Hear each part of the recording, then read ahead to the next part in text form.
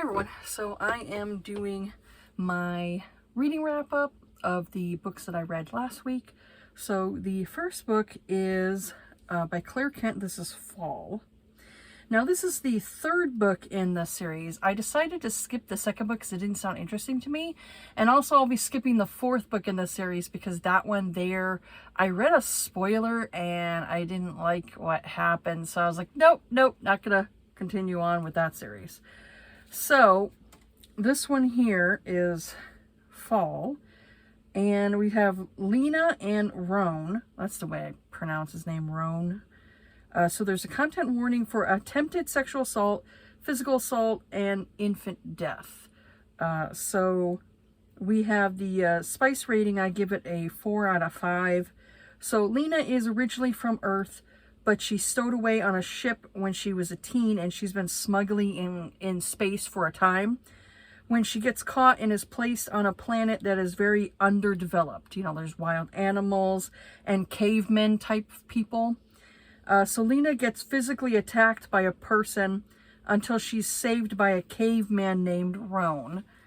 And so Roan has been living with his tribe for years. He likes living with them better than the tribe that he grew up with.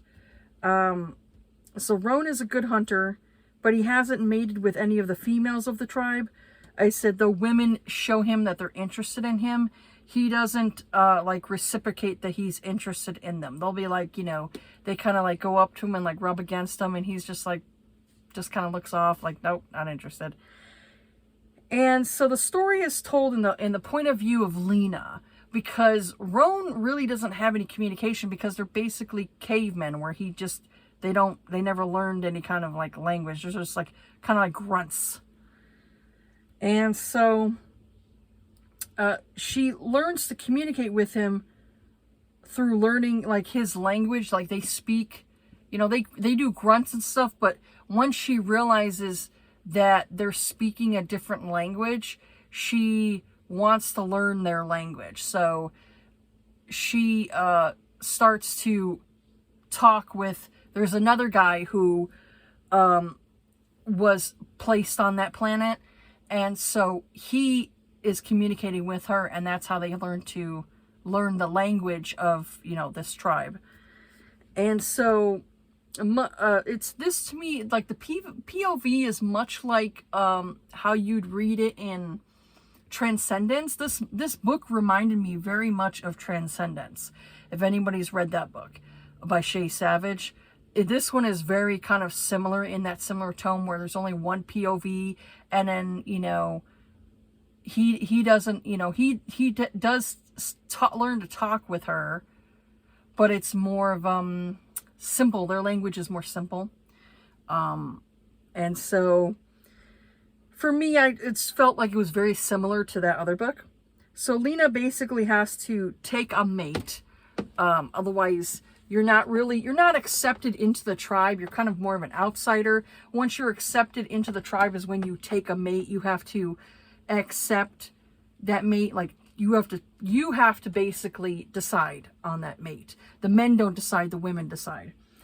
So you can see throughout the book that Roan is like fascinated with Lena because he keeps staring at her, and you know, they do have trouble with their communication and understanding their cultures for a bit, but they eventually learn what each other likes and dislikes. Like you could see, like as the reader, you can see he clearly likes her. He's interested in her, but he can't make the first move. She has to make the first move. So he does like subtle things, like he gives her some fur that she can cuddle with, you know, and you're really not supposed to do that, you know, because it's like once you give someone your fur, you know, you're kind of like stating your intentions. And like I said, it's really supposed to be the female's choice. So I think he was kind of almost buttering her up, like, you know, pick me. So he gave her some fur so she wasn't cold, because it started turning into winter and getting really cold and she was shivering. And he would like sneak her meat and things like that. She wasn't eating meat. They would, there was this other type of food that the outsiders were allowed to eat. She was eating like berries and things like that. And then it finally got to the point where she was like running out of berries because it wasn't like growing during that season. And so he would like sneak her meat and things like that. So eventually she got to the point where she's like, she liked him and she's like, I need to like choose him as my mate, you know?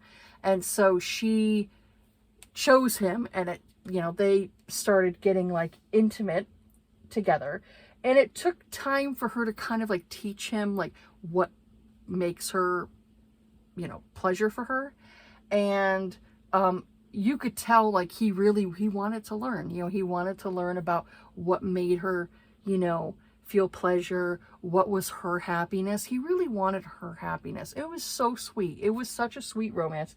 I ended up giving that one 5 stars because it was a really sweet romance. You could tell like he wanted, you know, he wanted like a wife basically. And it was cute. I really enjoyed it. And yeah, I'd say if you like Transcendence by Shea Savage, you probably would like this book here. So the next book I ended up getting into is I read, this is XL Candy Cane. This is supposed to be more of like a Christmassy type of romance. So it's a Filthy Dirty Christmas #2. I didn't read #1. So this is by Frankie Love. Now this one here, I gave the spice rating of 4 out of 5. So we got the characters of Lucia and Kane. So there's content warning for he's a much older man. He's like at least 25 years older than her.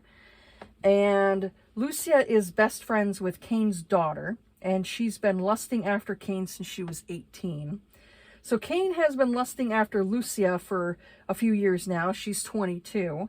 And it's Christmas time and Lucia is getting aggressive now, where she kind of like is letting Kane know that she wants him, and he keeps kind of like, no, you know, it's not right. You know, I'm your father's friend, and you know, it's not appropriate. And so I said that to me, it's like, this was a decent holiday novella. You know, she kind of like shows her intentions like, hey, I want to, you know, get with you. And he finally like relents and they get, you know, intimately involved. It was decent. But like I said, so far I've noticed from Frankie Love that she loves to have these older men and younger women romances, and having the heroines wanting babies at like an early age, like at 18. And it just seems like, to me, I would say adults really should wait until at least the age of 25 or older to have children, because your brain doesn't fully develop until the age of 25.